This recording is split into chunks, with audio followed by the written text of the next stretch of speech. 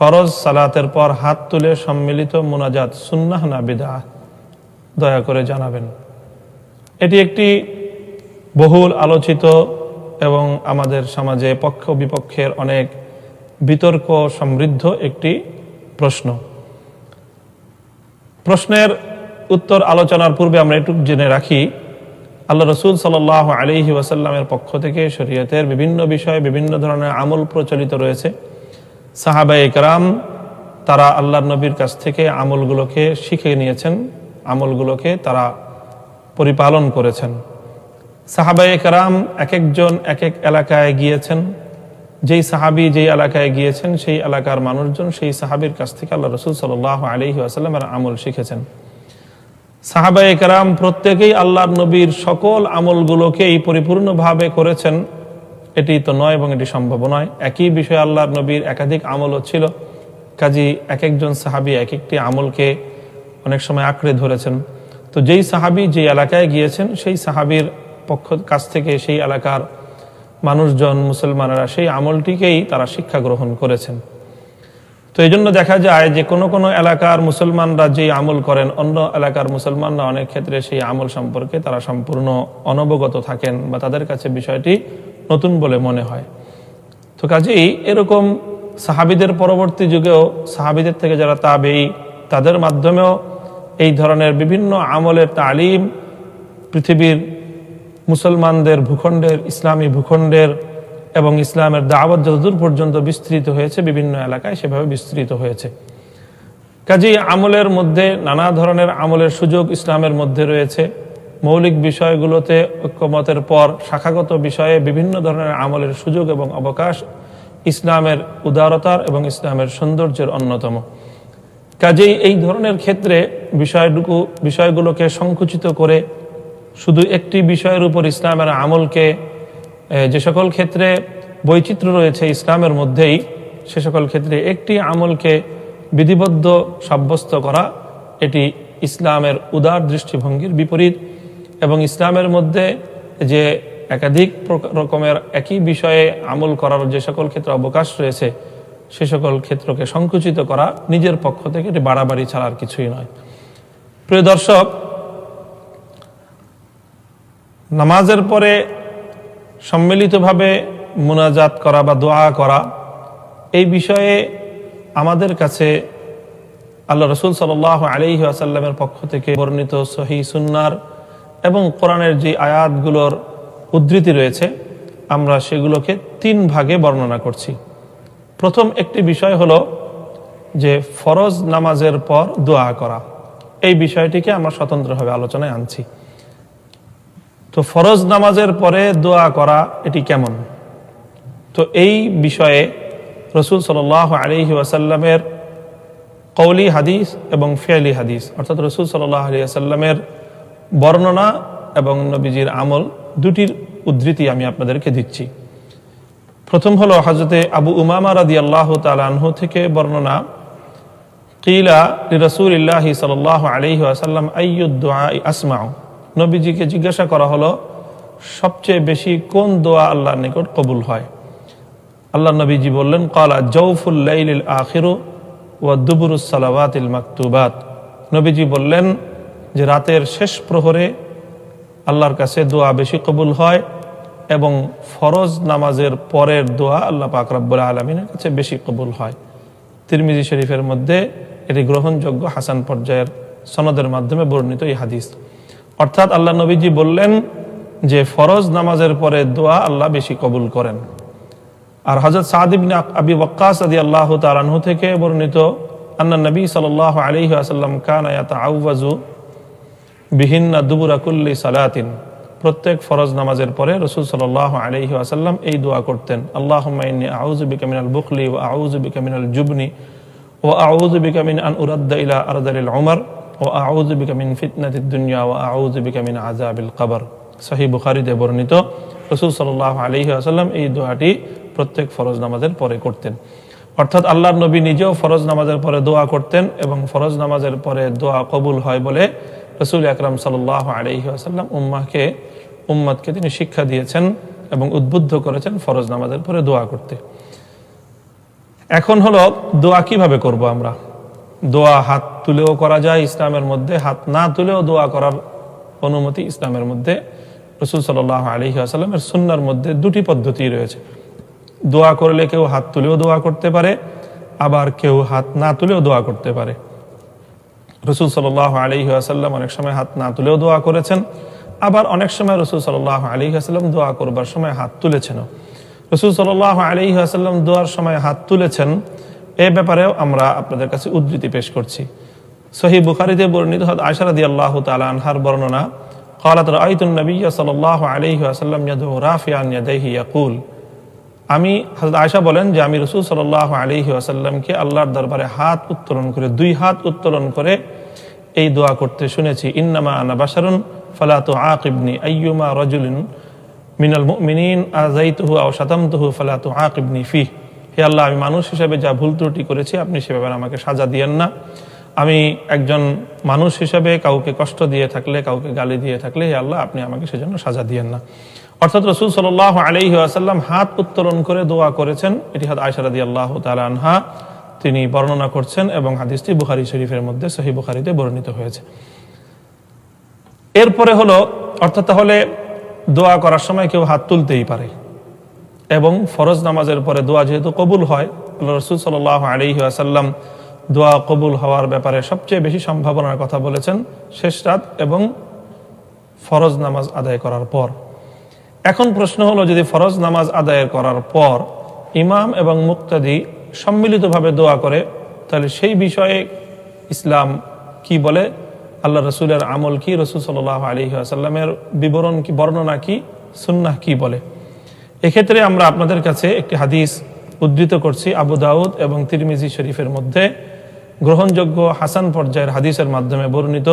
আন সাওবান রাদিয়াল্লাহু তাআলা আনহু আন্নাহু قال قال رسول الله صلى الله عليه وسلم ثلاث لا يحل لأحد أن يفعلهن لا يؤم رجل قوما فيخص نفسه بالدعاء دونهم فإن فعل فقد خانهم ولا ينظر في قعر بيت قبل أن يستأذن فإن فعل فقد دخل ولا يصلي وهو حقير حتى يتخفف। হযরত সাওবান বলেন যে তিনটি বিষয় এমন রয়েছে কোনো মুমিনের জন্য এই বিষয়গুলি করা বৈধ নয়। এক নম্বর হলো, যে ব্যক্তি কোনো সম্প্রদায়ের ইমামতি করে, ইমাম হয়, তার জন্য এটি বৈধ নয় যে সে দোয়া করার সময় শুধু নিজের একার জন্যই দোয়া করবে, তার সঙ্গে জামাতে অংশগ্রহণকারী সম্প্রদায়কে বাদ দিয়ে, এটি তার জন্য বৈধ হবে না। অর্থাৎ সে দোয়া করবে নিজের জন্যও এবং উপস্থিত এবং বিশেষ করে নামাজে অংশগ্রহণকারী সকল মুসল্লিদের জন্যও।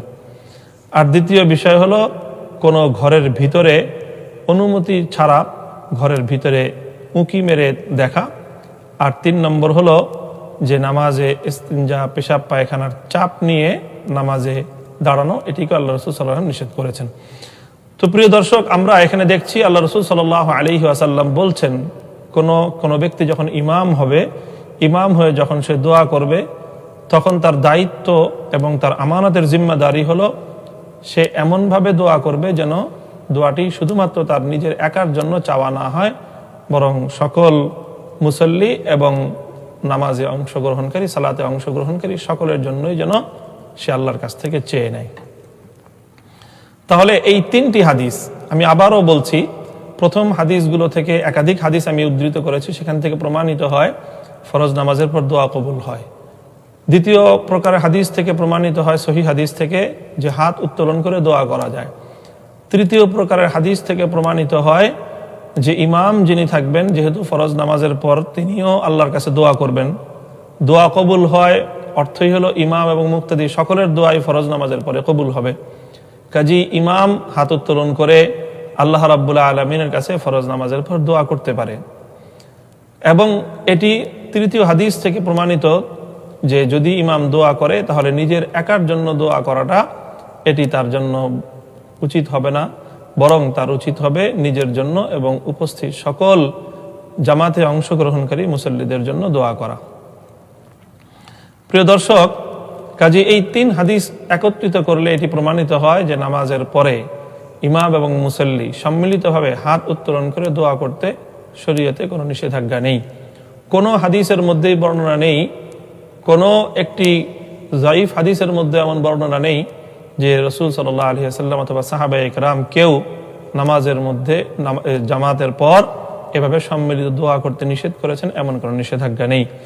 আর 3 ধরনের হাদিস একত্রিত করলে এটি সুপ্রমাণিত হয় যে নামাজের পরে, জামাতের পরে ইমাম যদি তিনি হাত উত্তোলন করে দোয়া করেন এবং মুসল্লিদের জন্য দোয়া করবে, মুসল্লিরাও তার সঙ্গে শরীক হতে পারে, এতে কোনো সমস্যার কিছু নেই। এবার আমরা আরেকটি হাদিস আপনাদের সম্মুখে উদ্ধৃত করব, যে হাদিসের দ্বারা বোঝা যায় যে সম্মিলিতভাবে দোয়া করা যায়। সম্মিলিতভাবে দোয়া করা যায়, একজন দোয়া করবে, অন্যরা আমিন আমিন বলবে। এভাবে দোয়া করার পদ্ধতিটিও সুন্নাহ সম্মত রাসূল সাল্লাল্লাহু আলাইহি ওয়াসাল্লামের আমল। সহিহ বুখারীতে উদ্ধৃত এক হাদিস, আনাস ইবনে মালিক রাদিয়াল্লাহু তাআলা আনহু থেকে হাদিস, তিনি বলছেন যে আতা রাজুলুন আরাবিয়্যুন মিন আহলিল বাওয়াদি মিন আহলিল বাদবি ইলা রাসূলিল্লাহি সাল্লাল্লাহু আলাইহি ওয়াসাল্লাম ইয়াউমাল জুমআতি ফাকালা ইয়া রাসূলুল্লাহ হালাকাতিল মাশিয়াতু হালাকাল ইয়াল হালাকান নাস ফারাফা রাসূলুল্লাহ সাল্লাল্লাহু আলাইহি ওয়াসাল্লাম ইয়াদাইহি ইয়াদউ ওয়া রাফা আন-নাস আইদিয়াহুম মাহু ইয়াদউন। আনাস ইবনে মালিক বলছেন যে রাসূল সাল্লাল্লাহু আলাইহি ওয়াসাল্লাম জুমার দিন যখন তাকে একজন গ্রাম্য ব্যক্তি এসে বৃষ্টি বন্ধ হয়ে অনাবৃষ্টির পরিস্থিতি বর্ণনা করলেন, তো রাসূল সাল্লাল্লাহু আলাইহি ওয়াসাল্লাম হাত উত্তোলন করলেন এবং সকল সাহাবায়ে কেরাম উপস্থিত সকলেই নবীজির সঙ্গে হাত উত্তোলন করলেন। কাজেই হাদিস থেকে বোঝা যায় রাসূল সাল্লাল্লাহু আলাইহি ওয়াসাল্লাম যখন হাত উত্তোলন করেছেন, সাহাবায়ে কেরাম আল্লাহর নবীর সঙ্গে হাত উত্তোলন করেছেন। কাজেই এই সকল হাদিসগুলো থেকে এটি একেবারেই দ্ব্যর্থহীনভাবে প্রমাণিত হয় যে ফরজ নামাজের পর নামাজ দোয়া কবুল হওয়ার সময় এবং সেই দোয়া কবুল হওয়ার সময় হাত উত্তোলন করে দোয়া করা যেতে পারে। হাত উত্তোলন করে যদি ইমাম দোয়া করে, শুধু একা নিজের জন্য দোয়া করবে না, সকল মুসল্লিদের জন্য দোয়া করবে। এবং ইমাম যখন হাত উত্তোলন করবে তখন ইমামের সাথে সাথে মুসল্লিরা সকলে হাত উত্তোলন করতে পারে। এটি সহিহ সুন্নাহ দ্বারা, সহিহ হাদিসের দ্বারা সাবেত, প্রমাণিত। হ্যাঁ, তবে নামাজের পরে এভাবে দোয়া করাটা এটি নামাজের কোনো অংশ নয়, এটি শরীয়তের কোনো জরুরি কোনো আমল নয়। কেউ যদি নামাজের পর দোয়া করাকে জরুরি কিছু মনে করে, তাহলে এটি সে নিজের পক্ষ থেকে বাড়াবাড়ি করলো। যেটি ইসলাম, আল্লাহ এবং তার রসুল জরুরি সাব্যস্ত করেননি, সেটিকে কেউ কোনো ব্যক্তি নিজের পক্ষ থেকে জরুরি মনে করলে তার এই ধারণা এবং তার এই কাজ এটি বিদআ হবে এবং এটি অগ্রহণযোগ্য হবে। কিন্তু যদি জরুরি মনে না করে কেউ এভাবে আমল করে, তাহলে এটিকে সুন্নাহ বিরোধী বলার কোনো সুযোগ নেই, বরং এটি সহিহ সুন্নাহগুলোকে একত্রিত করলে রাসূল সাল্লাল্লাহু আলাইহি ওয়াসাল্লামের এই আমলটি সুনির্ধারিতভাবে প্রমাণিত হয়ে থাকে। অনেক ভাইরা আছেন এমন দাবি করে থাকেন যে এমন একটি হাদিস উদ্ধৃত করতে, যেই হাদিসের মধ্যে একটি হাদিসের মধ্যেই রাসূল সাল্লাল্লাহু আলাইহি ওয়াসাল্লাম সাহাবায়ে কেরামকে নিয়ে ফরজ নামাজের পর একত্রিতভাবে সম্মিলিতভাবে দোয়া করেছেন হাত উত্তোলন করে, এমন একটি হাদিস দেখাতে বলেন। তাদের এই কথাটি অনেকটি অযৌক্তিক। একটি হাদিসের মধ্যেই সবগুলো বিষয় বর্ণনা থাকতে হবে, এটা শরীয়তের মধ্যে কোনো বিধিবদ্ধ আইন নয়। অনেকগুলো হাদিস মিলিয়ে, অনেকগুলো প্রমাণ মিলিয়ে, অনেকগুলো কোরআনের আয়াত এবং অনেকগুলো সহিহ সুন্নাহ মিলিয়ে, সহিহ হাদিস মিলিয়ে যে আমলটি সাব্যস্ত হয় সেটিও সুন্নাহ হতে পারে, এতে দ্বিমতের কোনো অবকাশ নেই। এরপরেও বলছি যে প্রমাণের আলোকে অনেকে এখানে উম্মতে মুসলিমার মধ্যে এবং সহিহ আকীদার উলামায়ে কেরামের মধ্যে আহলুল হক, যারা আহলে হক উলামায়ে কেরাম, ইসলামিক স্কলার, দুনিয়ার প্রাচ্য থেকে পাশ্চাত্য পর্যন্ত সকল উলামায়ে কেরামের মধ্যে এ ব্যাপারে বিভিন্ন ধরনের আমল রয়েছে, বিভিন্ন ধরনের অবস্থান রয়েছে, বক্তব্য রয়েছে। এই বিষয়গুলো নিয়ে মাত্রাতিরিক্ত বিতর্কে লিপ্ত হওয়াটা এটি উচিত নয়। এগুলো মীমাংসিত বিষয়। এগুলোকে নতুন কেউ যদি মনে করে দলিলের মাধ্যমে অন্য মতকে খণ্ডন করে সেটিকে একেবারে বাতিল সাব্যস্ত করবে, তাহলে এটি তার এক ধরনের একগুঁয়েমি এবং এটি অবশ্যই মধ্যপন্থা বিবর্জিত চিন্তা। এটি শত শত বছর ধরে দুই মতের উপর ইসলামিক স্কলার রয়েছেন এবং প্রত্যেক মতের উপর অনেক অনেক হাদিস রয়েছে। কাজে এই বিষয়টিকে বিতর্কের বিষয়বস্তু না বানিয়ে যে সকল মসজিদের ইমামগণ বা যে সকল উলামায়ে কেরাম সালাতের পর তারা দোয়া করেন, তারা অনেক সহিহ দলিলের ভিত্তিতেই করে থাকেন, তাদের সঙ্গে তাদের মুসল্লিরা দোয়া করতে পারে। কোনো মুসল্লির যদি প্রয়োজন থাকে সে উঠেও চলে যেতে পারে, কারো যদি দোয়া করতে মনে না চায় সে দোয়া নাও করতে পারে, কারো যদি ব্যক্তিগত কোনো জিকিরের মধ্যে সে মশগুল হতে চায় হতেও পারে, কিন্তু এটা নিয়ে বাদানুবাদে লিপ্ত হওয়া কোনোভাবেই সমীচীন নয়। আর কোনো মসজিদে যদি ইমাম দোয়া না করেন তাহলে সেটাও তার সুযোগ রয়েছে। এটাও হাদিসের দ্বারা এবং ইসলামী শরিয়ার বিভিন্ন মূলনীতির আলোকে ইমামের জন্য নামাজ পড়ানো এটি তার দায়িত্ব, কিন্তু নামাজের পরে দোয়া করা এটি ইমামের দায়িত্বের অন্তর্ভুক্ত নয়। কাজেই ইমাম যদি দোয়া না করেন তাহলে এটি তার অধিকার রয়েছে, সুযোগ রয়েছে, তিনি নিজস্ব ব্যক্তিগতভাবে জিকির করবেন। সেক্ষেত্রে কেউ তাকে নামাজের পর হাত উত্তোলন করে দোয়া করার জন্য ইমামকে বাধ্য করতে পারবে না। সুতরাং ইমাম দোয়া করলে সকলে, কেউ ইচ্ছা করলে তার সঙ্গে অংশগ্রহণ করবে, ইমাম দোয়া না করলে তাকে বাধ্য করা যাবে না, তাকে গালমন্দ করা যাবে না। আমরা যদি সকলেই এরকম মধ্য একটি পন্থায় চলে আসি, প্রিয় দর্শক, ইমানদার ভাইরা, আমাদের অনেক শত্রু রয়েছে, বিতর্কের অনেক পক্ষ রয়েছে, আমরা তাদের সঙ্গে বিতর্কে লিপ্ত হই। যারা ইসলামকে, ইসলামের চিন্তা দর্শনকে, ইসলামের বিশ্বাসকে যারা প্রতিনিয়ত ঘায়েল করছে, যারা নাস্তিক্যবাদ বিস্তারের চেষ্টা করছে, যারা ইসলামের একেবারে সুপ্রমাণিত কোরআন সুন্নাহর একেবারে অকাট্যভাবে প্রমাণিত বিধিবিধানগুলোকে যারা চ্যালেঞ্জ করছে, আমরা তাদের সঙ্গে বিতর্কে লিপ্ত হই। তাদের বাতিল মতবাদগুলোকে খণ্ডন করতে আমরা আমাদের যে এনার্জি এবং আমাদের ইলম, আমাদের যে শক্তি, সেগুলো আমরা ব্যয় করি।